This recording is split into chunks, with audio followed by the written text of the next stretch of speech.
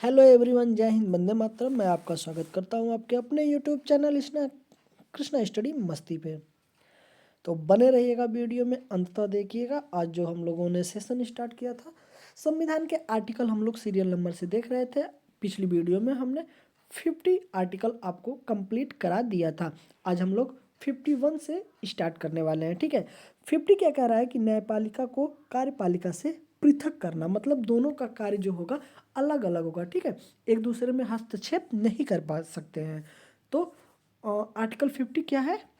कार्यपालिका को न्यायपालिका से अलग करना। ठीक है, दोनों के कार्य क्या है? अलग अलग हैं। ठीक है, आइए आगे चलते हैं। देखिएगा आर्टिकल 51, अंतर्राष्ट्रीय शांति और सुरक्षा का संवर्धक। ठीक है, याद रखिएगा। अब आता है आर्टिकल 51A, 51A, मौलिक कर्तव्य। इसमें क्या जोड़ा गया है? मौलिक कर्तव्य। तो हमारे मौलिक कर्तव्य कितने हैं? तो मौलिक कर्तव्य 11 हैं। ये याद रखिएगा, मौलिक कर्तव्य कितने हैं? 11 हैं। कहाँ से लिए गए हैं? तो रूस से। कहाँ से ये लिया गया है?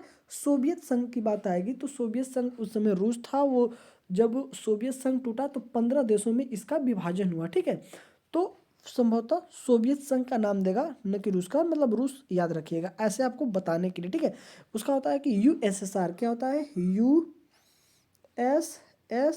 ठीक है, यूएसएसआर। ठीक है, सोवियत संघ।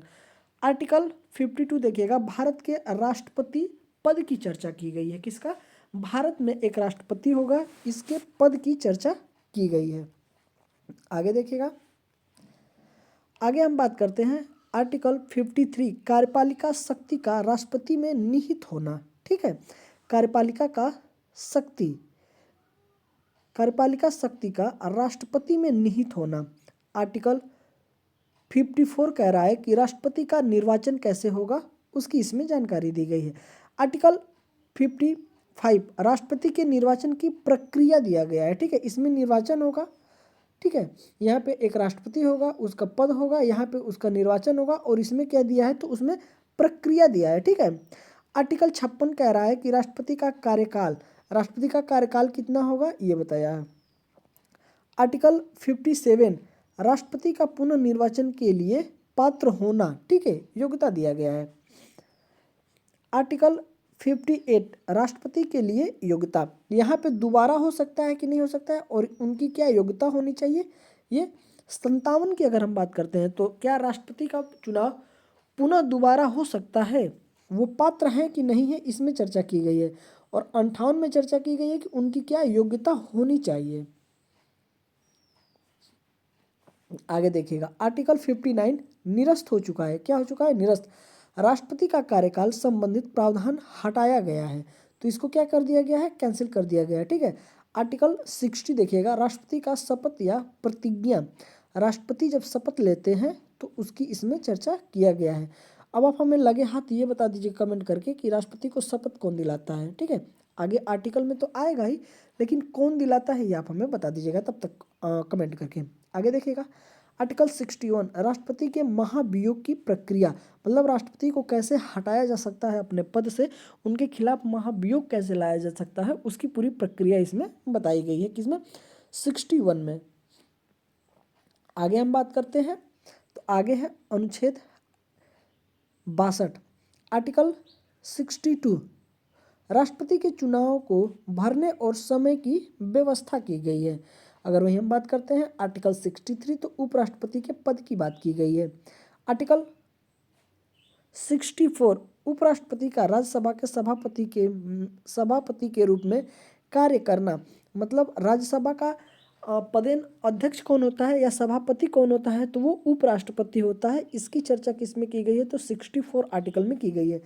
आर्टिकल नंबर 65, राष्ट्रपति का पद निरस्त होने पर उपराष्ट्रपति का कार्यभार संभालना, मतलब जैसे कहने का है कि जब राष्ट्रपति हैं तो वो तो अपना काम कर ही रहे हैं, लेकिन अगर राष्ट्रपति नहीं है किसी कारणवश, या जो भी चीज़ें, मान लीजिए कोई ऐसा कंडीशन आती है कि जिस समय राष्ट्रपति नहीं है, तो उनका कार्यभार उस समय उपराष्ट्रपति क्या करेंगे? संभालेंगे, कार्यवाहक के रूप में काम करेंगे। ठीक है, आप हमें कमेंट करके ये बताइएगा वो कौन से पहले राष्ट्रपति हैं जो उपराष्ट्रपति थे लेकिन कार्यवाहक के रूप में वो काम किए हैं राष्ट्रपति का। ठीक है, आप बताइएगा।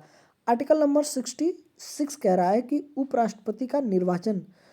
67 कह रहा है आर्टिकल उपराष्ट्रपति का कार्यकाल, कितने साल का इनका कार्यकाल होगा और इनका निर्वाचन की बात की गई है। आगे देखिएगा, आगे है आर्टिकल 68, उपराष्ट्रपति के पद को भरना और समय की व्यवस्था की गई है। आर्टिकल 69, उपराष्ट्रपति की शपथ या प्रतिज्ञा। ठीक है, आगे है आर्टिकल 70। आर्टिकल 70 राष्ट्रपति के कार्यों का निर्वहन करने के लिए प्रावधान है, उनको बताया गया है कि उनको काम कैसे करना है। ठीक है, आगे है आर्टिकल 71 राष्ट्रपति और उपराष्ट्रपति के चुनाव से संबंधित विवादों का निपटारा। ठीक है, आगे देखिएगा, आर्टिकल 72 राष्ट्रपति द्वारा दया याचिका, क्षमा, माफी आदि का अधिकार। राष्ट्रपति के पास अधिकार होता है, अगर मान लीजिए सुप्रीम कोर्ट में किसी को उम्र कैद हो चुकी है या फांसी की सज़ा हो चुकी है या कोई भी सज़ा हो चुकी है तो उसमें कैंसिल करना, ठीक है, सज़ा को कम करना या तो फिर उसे एक रूप से दूसरे रूप में परिवर्तित कर देना, ये दोनों चीज़ उसमें आएंगे। ठीक है, तो इसमें क्या होता है कि राष्ट्रपति उसको परिवर्तित कर सकता है। क्या कर सकता है? परिवर्तित कर सकता है। मान लीजिए आपको उम्र फांसी हो गया है तो आप जैसे अपना माफी पत्र जब राष्ट्रपति को देंगे तो आपको फांसी की सज़ा को वो क्या कर सकते हैं, उम्र कैद में, ठीक है, उम्र कैद में उसको परिवर्तित कर सकते हैं। या फिर अगर आपको उम्र कैद हुआ है तो आपको क्षमा कर सकते हैं। ठीक है, फिर आपकी क्या होगी, जमानत हो जाएगी, रिहाई हो जाएगी, आप बाहर आ जाएंगे। ठीक है, तो ये सारे अधिकार किसको है? राष्ट्रपति को। अगर राज्य की बात करते हैं तो केवल फांसी की सज़ा, ठीक है, जो जघन्य अपराध होते हैं तो उस सज़ा को छोड़ के बाकी चीज़ें राज्यपाल को भी ये शक्तियाँ दी जाती हैं। यही आगे आएगा किस आर्टिकल में है, तब तक के लिए आप लोग हमें कमेंट करके बताइए। चलिए आगे देखिएगा, आगे है हम लोगों का आर्टिकल 73, केंद्र की कार्यपालिका शक्ति का विस्तार किया गया है। ठीक है, आगे है आर्टिकल 74, राष्ट्रपति को सहायता और सलाह देने के लिए मंत्रिपरिषद का होना जरूरी है।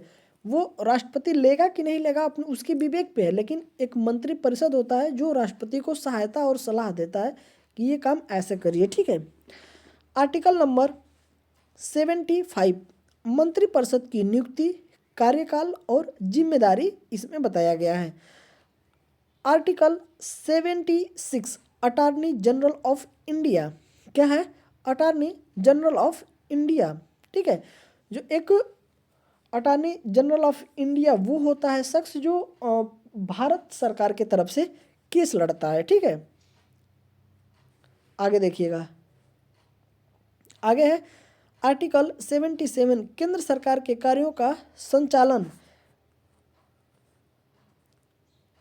आगे है आर्टिकल 78, प्रधानमंत्री का कर्तव्य। आर्टिकल 79, संसद का गठन। ठीक है, आर्टिकल 80, राज्यसभा की संरचना।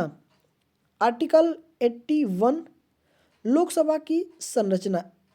अगर राज्यसभा की संरचना तो 80 और 81 में है लोकसभा की संरचना, और 79 संसद का गठन। याद रखिए, सारी चीज़ें आपको पेपर में मिल सकता है। ठीक है, और एक दिन में हम लोग कितना कंप्लीट करेंगे तो 50 आर्टिकल कंप्लीट हो जाएगा। पहले से हम कर चुके हैं, आज हम 50 क्वेश्चन कंप्लीट करेंगे आर्टिकल, तो हमारा कितना हो जाएगा, 100 आर्टिकल कंप्लीट हो जाएगा। अगर हम बात करते हैं आर्टिकल 82, जनगणना के बाद सीटों का पुनर्विन्यास। क्या है? जनगणना के बाद सीटों का पुनर्विन्यास। आर्टिकल 83, लोकसभा और राज्यसभा का कार्यकाल। लोकसभा और राज्यसभा का कार्यकाल। आगे देखिएगा, आर्टिकल 84, संसद की सदस्यता के लिए योग्यता। अगर आपको सदस्य बनना है, संसद का सदस्य, तो उसके लिए क्या योग्यता होनी चाहिए उसमें इसमें प्रावधान किया गया है। आर्टिकल 85, संसद के सत्र, सत्र का आह्वान और स्थगन, ठीक है। आर्टिकल 86 राष्ट्रपति का संसद को संबोधन इसमें किया गया है, ठीक है। आर्टिकल 87 संसद में राष्ट्रपति का विशेष संबोधन। आर्टिकल 88 अटॉर्नी जनरल और मंत्रियों का संसद की कार्रवाई में भाग लेने का अधिकार। इनको वोट देने का अधिकार नहीं होता है, सिर्फ ये भाग ले सकते हैं, याद रखिएगा। आर्टिकल 89 राज्यसभा के सभापति और उपसभापति। राज्यसभा के सभापति कौन होते हैं तो और उपसभापति, ठीक है। तो राज्यसभा के सभापति होते हैं कौन, उपराष्ट्रपति, याद रखिएगा। आगे है आर्टिकल 19 सभापति और उपसभापति का पद रिक्त होने या हटाया जाना, कैसे हटाया जा सकता है, ठीक है। आर्टिकल 91 सभापति और उपसभापति के कार्यभार का निर्वहन। आर्टिकल 92 सभापति और उपसभापति का वेतन और भत्ते की इसमें बात की गई है। आर्टिकल 93 लोकसभा के अध्यक्ष और उपाध्यक्ष। अभी फिलहाल में कौन है, आप हमें कमेंट करके बता दीजिएगा कि लोकसभा के अध्यक्ष कौन है, ठीक है।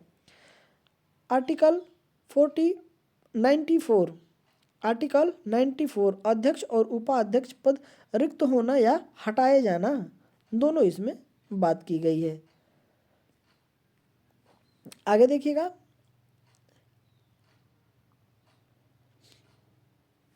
सॉरी माफ करिए, हाँ अगला है हम लोगों का आर्टिकल 95 अध्यक्ष और उपाध्यक्ष के कार्यभार का निर्वहन। आर्टिकल 96 लोकसभा के अध्यक्ष या उपाध्यक्ष के खिलाफ प्रस्ताव पर अध्यक्षता। अगर आर्टिकल 97 अध्यक्ष, उपाध्यक्ष, सभापति, उपसभापति के वेतन और भत्ते की बात की गई है। आर्टिकल 98 संसद के सचिवालय। आर्टिकल 99 संसद के सदस्यों की शपथ या प्रतिज्ञा। वही बात करते हैं आर्टिकल 100 संसद में मतदान और बहुमत के नियम। तो आज हम लोगों ने कितना कंप्लीट किया, 100 क्वेश्चन आज हम लोगों ने कंप्लीट कर लिया। वीडियो आपको कैसी लगी जरूर आप कमेंट करके बताएं। और ये आर्टिकल आपको किसी भी वनडे एग्जाम में अगर आप बैठते हैं तो आपके लिए बिल्कुल रामबाण साबित होने वाला है, क्योंकि अगर आपको आर्टिकल आता है तो आपको ज़्यादा से ज़्यादा क्वेश्चन क्या होंगे, इसमें आप सही करके आएंगे। तो इसलिए आर्टिकल याद रखना बहुत ही ज़रूरी होता है। और इस सीरीज में आप देखेंगे 1 से लेके आर्टिकल 1 से लेके हम लोग कितना इसमें कंप्लीट करेंगे, तो 395 तक हम लोग इसमें कितना करेंगे, कंप्लीट करेंगे, ठीक है। तो चलिए, सेशन कैसा लगा जरूर आप हमें कमेंट करके बताएं और मिलते हैं आपसे अगले सेशन में। तब तक के लिए जय हिंद, वंदे मातरम, अपना ख्याल रखिएगा।